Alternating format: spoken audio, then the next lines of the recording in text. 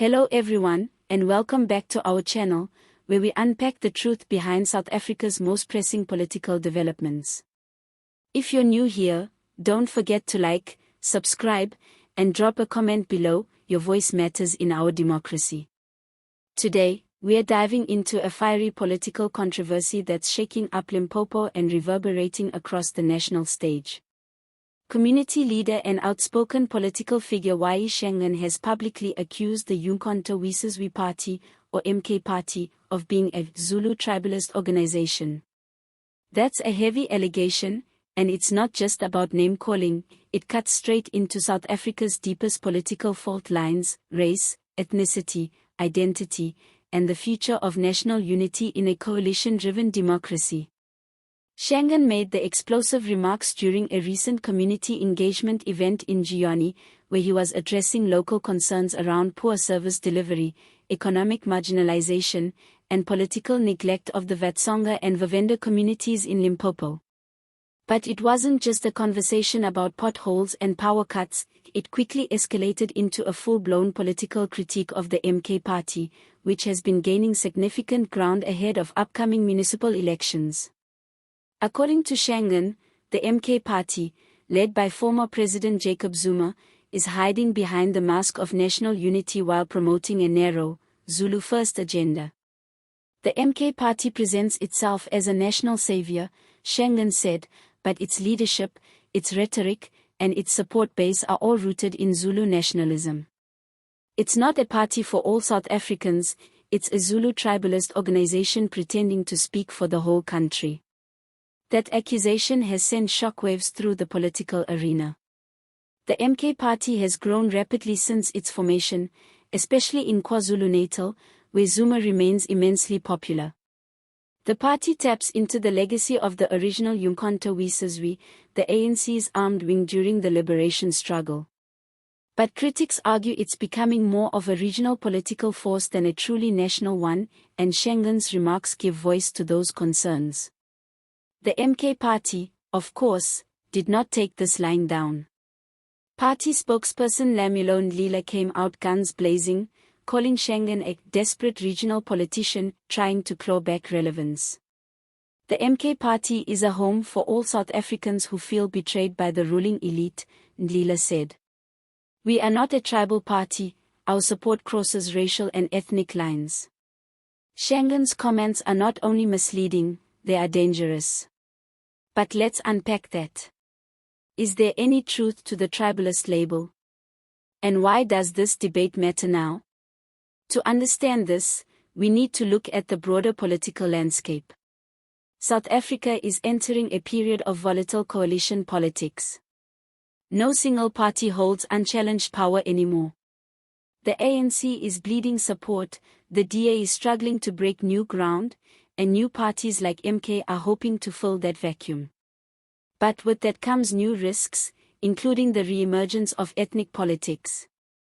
Dr. Lebogang Mothaib, a political analyst, says Shangaan's remarks reflect a real anxiety, especially in provinces like Limpopo and the Northwest, where communities feel sidelined.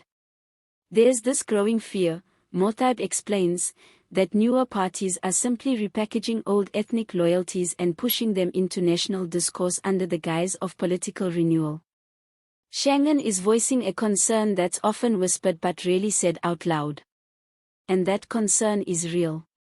If you look at the MK Party's public rallies, social media messaging, and campaign trail, much of it is steeped in Zulu cultural symbolism. There's a heavy emphasis on protecting our people, which many interpret as code for Zulu interests. Now, that doesn't automatically make it tribalist, but in a country as diverse and fractured as South Africa, political symbolism carries deep meaning. It's also worth noting that Zuma himself has a history of deploying ethnic identity strategically. During his presidency, he often leaned into Zulu nationalism to shore up support when his leadership came under fire. And let's not forget the July 2021 unrest, when his arrest led to deadly riots concentrated mainly in KwaZulu-Natal. The ethnic undertones were unmistakable. That legacy hangs over the MK Party today. But it's not just analysts raising concerns. The Limpopo ANC weighed in carefully.